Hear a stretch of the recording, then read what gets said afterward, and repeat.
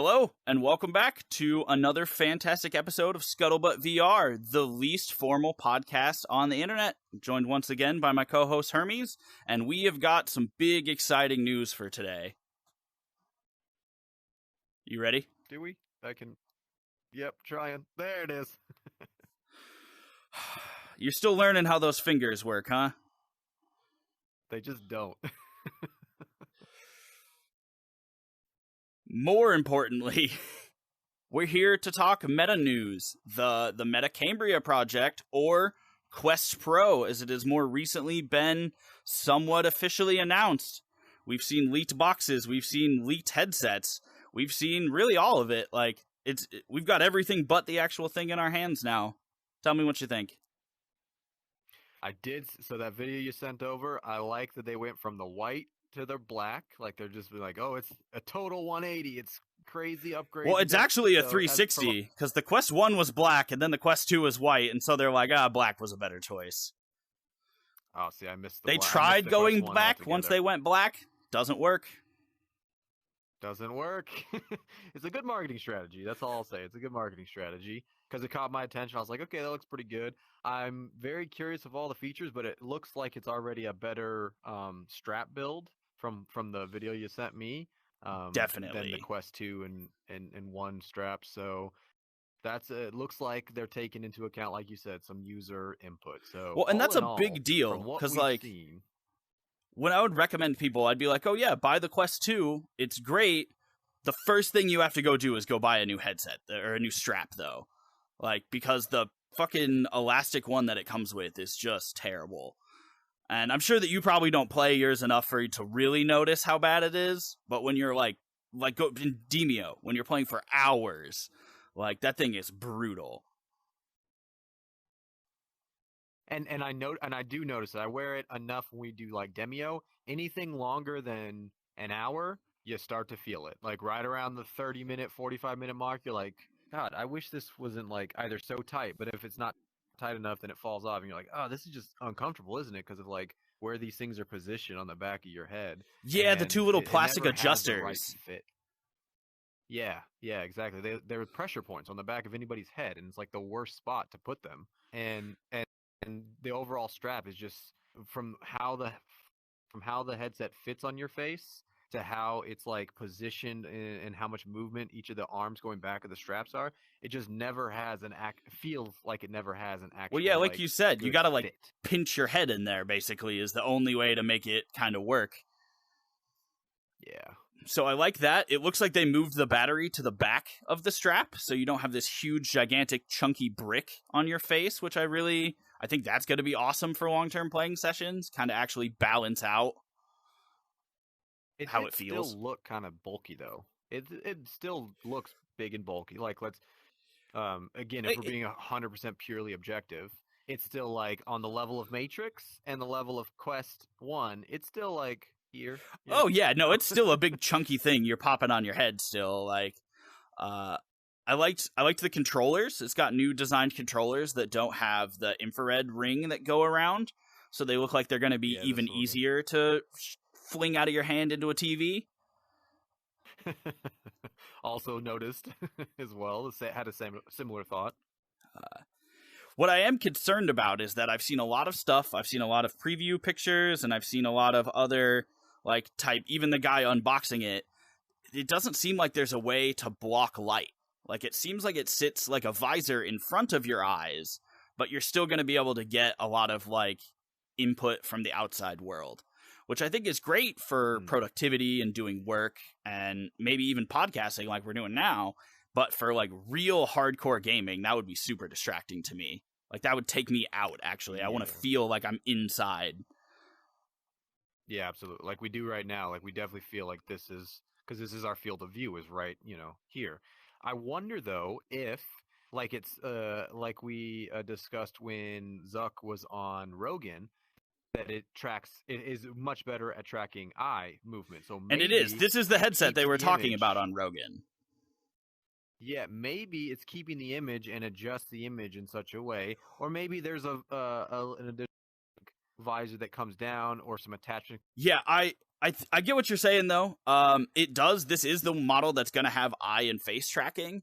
I think the problem though is that there's not, without some sort of an interface or a blocker, which like you said might be hidden somewhere in the box. There's no way to block out the exterior light that's coming in. I mean, even with the Quest, I could still see through my little nose hole at the bottom.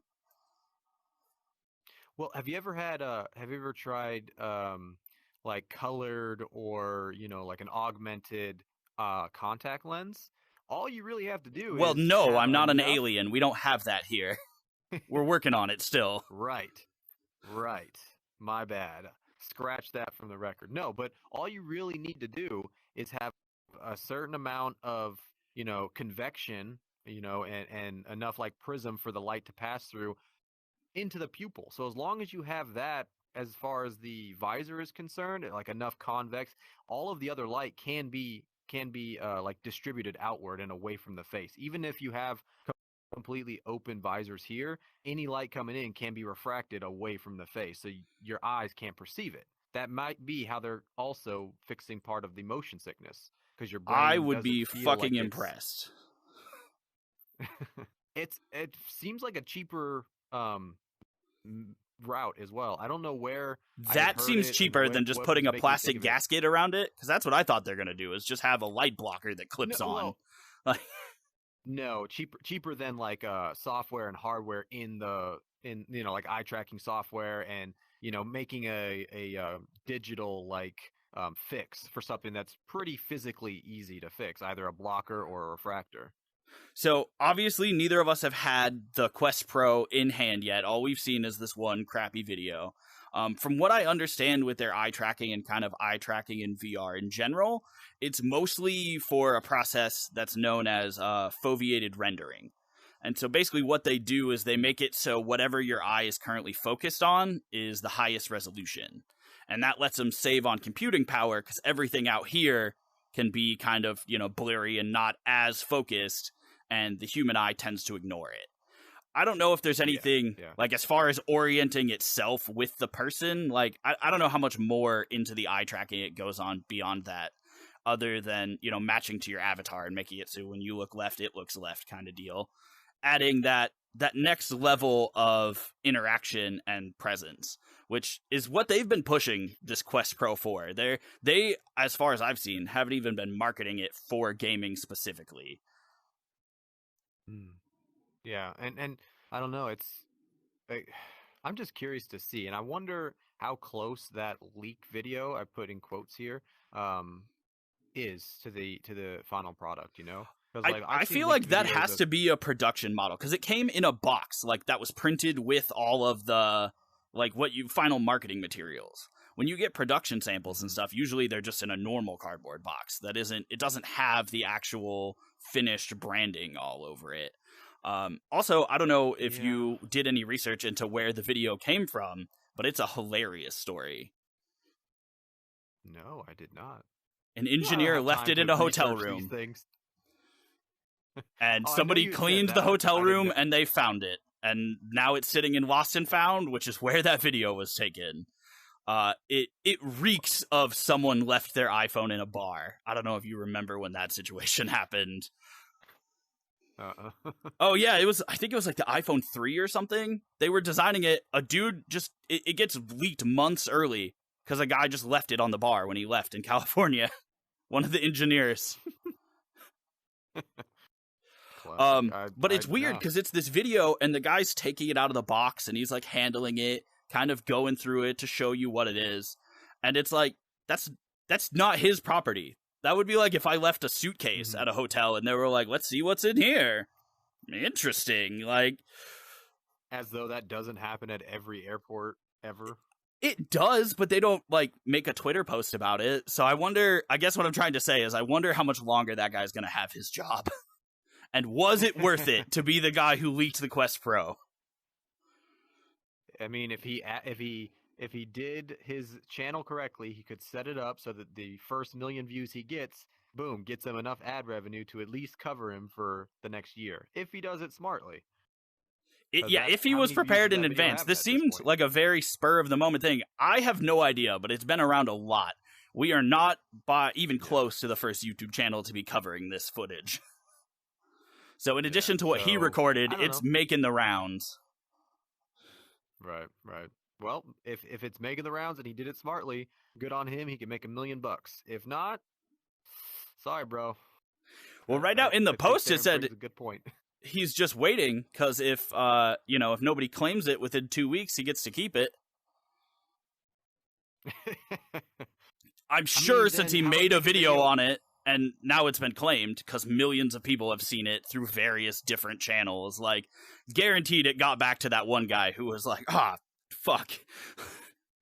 I'm going to need that back. I don't know. If I was that one guy, I'd be like, oh, shit, I'm not even going to say I claim this. It's better if it just stays anonymous and they don't know which one of us engineers fucked up. You know? But I mean, it's not, if Facebook is curious, they can just be like, hey, hotel, what? Can you give me the name on that room that forgot that thing? Like, that's our property. I can claim the serial number on it. Shit, Facebook probably paid for the room. Like, and that's what I really wonder is this truly an accident? Yeah, that's kind of where my brain went to as well, but I don't know. I hate to put on tinfoil hat. It came out like almost to the day a month before the official release from Meta. Yeah. There has been hardly any hype around this. Like, it's existed, people know about it, but they think it's going to be really expensive. They don't know if it's going to be for gaming. Like, there's been a lot of people very firmly on the fence. And so I wonder if this wasn't a way to, like, kick up that buzz, to get YouTube channels talking about it a month beforehand. It's not a bad strategy. And it's free. Like, as far as marketing goes, the absolute cheapest way to do it. And when you consider how many billions of dollars that Zuckerberg likes to remind everyone he is in the hole for VR, it makes sense they would be looking for the cheapest marketing tools possible. Yeah. And I mean, and if it's working, it's working. So I am just curious, like, when it finally drops, when we finally see what the what it actually looks like inside, what it's capable of doing, and then when, like, those serious gamers start testing it out, like, how does it actually perform, and how is it going to be upgraded and continue to be updated for software and whatnot? Like, because I am one of those people on the fence. I don't know what, anything more than probably $400 or so, $500. That's an investment. I can think of a lot of things. Yep. And they've so far the only thing we've heard about the price is significantly more than $800. Yeah, and I'm not gonna drop $800 on a new headset. No. Significantly more than $800. I'm not spending $800 is my point. So it's like, unless it's like we said, Matrix is up here, Quest 1 is down here. It can't be right here for me to. No, it's got to be right. It's got to be somewhere. It's got to be life changing. It's going to be really interesting to see how it lands. I totally agree with you that I unfortunately am not going to be a day one buyer myself. I'm going to wait to see where the cards kind of fall. I'm going to watch some reviews from my favorite YouTubers. I'm going to see, like you said, exactly what it is that this thing can do. But in the price of, like, in the grand world scope of VR headsets, we're spoiled with the Quest 2. Like, it should have never been this cheap. And so when you look at, my favorite example is the Index. It's been out for years now, and it's still selling for $1,000, the same price it sold for the day it came out. They've never put that thing on sale, and people are still buying them. I wouldn't recommend that a person buys one right now, but the idea of spending $1,000 on a VR headset is completely doable for some people. The real question for me is, are they appealing to that person? Because it seems like right now they're trying to get into like the business sector. They want people to be buying their headsets to use them for work. Like, they ideally think that this will replace your laptop one day in the future, which I think is true, but only because laptops are dying to smartphones. So the people who are spending thousands of dollars on Index headsets for the most part are gamers. They're people who spend all of their time in VR, not just work. Some of them do work in VR, but it's like us. It's a side effect of liking being in VR so much, not that the job requires virtual reality. And so I wonder, yes, corporations have money to spend on these things, but are they going to actually spend it? And if they don't, if you didn't make it gaming focused, is the consumer crowd going to come? I mean, this is clearly for a prosumer, someone who is like, they want the top of the line everything. Right. I don't. Again, if I can justify, and you know, Apple's headset's going to be more. So, agreed. Again, if I can justify, so that's what actually, as you just said, that made me think about my, like my Apple ecosystem. Depending on what is offered that is better in terms of creativity, functionality, workflow, storage space, etc. I may go with an Apple one just off that alone in terms of even if it underperforms Facebook's or Meta's, pro model right out of the gate, I know it has the ecosystem. So I guarantee I can do shit on that headset that will talk to my Mac, that'll talk to my iPhone, et cetera, that may be worth spending $800 to $1,000 or more dollars, especially just like with the Quest. Maybe like it's Model 2, Model 3 version, because I'm not, like yourself, I'm not rushing to go grab the new Meta headset. I haven't been sold on it thus far. And unless, again, earth-shattering revelations occur once it's dropped in the first couple months, I'm not going to grab the headset at all. I will stick with the Quest 2 until I can't stick with it anymore. At that time, I'll weigh the options of what's available. And like you said, just they kind of spoiled us with this, and therefore my bar is set at a spoiled level. You can't unspoil a child. I'm here. I'm spoiled, and I'm not gonna like lower my standards or up my price range because they want to make more money or appeal to corporations. I agree that may be where some of the adoption is, especially like Apple did in its early days, where it tried to bulk sell its units to larger and larger. It's like, we'll give you a discount. It won't be $1,500 retail, it'll be $1,000 per unit. You buy 10,000 units, kind of a thing. I think that's smart, obviously, and I do think that could be the smart move for replacing things like laptops and smartphones as far as like workflow. I mean, if everybody's using Zoom already, all of a sudden everybody switches to Meta version of Zoom through the headsets, and then you see, like Google, Meta, Apple, whatever, adopt similar ideas, then everybody who works there, which is a good portion of, market, at least will have its functionality, proven. And then from there, the consumers will kind of trickle down with later generations, shittier and shittier versions of it. The same thing happened with the iPhone 14. You probably didn't see the drop of that. I got to agree with you, man, that I first of all, with talking about Apple, like you were saying with the ecosystem, that's a fantastic point. Because as much as people don't like Meta, or they don't like Facebook, or they don't like whatever, currently I'm locked into this for VR. If I wanted to go out and buy an Index or Apple's new headset or whatever, I could do that and it would work, but all my games would be gone. All of my progress would be gone. Like, everything that I've put into this is now locked onto this platform. And I think Meta know that, and they want to try to keep that going, where, like, if I was to get an Apple headset, I could probably listen to the same U2 album that came with my first fucking iPod that's been chilling on iTunes for fucking decades now. Like, and so there's a huge value to that, where I could see they're justified in charging more because they have a whole system. It's not just a headset. That's just a piece of the entire larger pie that you might have already been consuming. As far as Meta goes, sources have said that they're planning to release, I think it's 4 headsets by 2024. And 2022 is basically over. So we're either going to have to be seeing a lot of announcements real fast, or they're going to be kind of changing their mind as far as what their release schedule is. And maybe that leak wasn't true.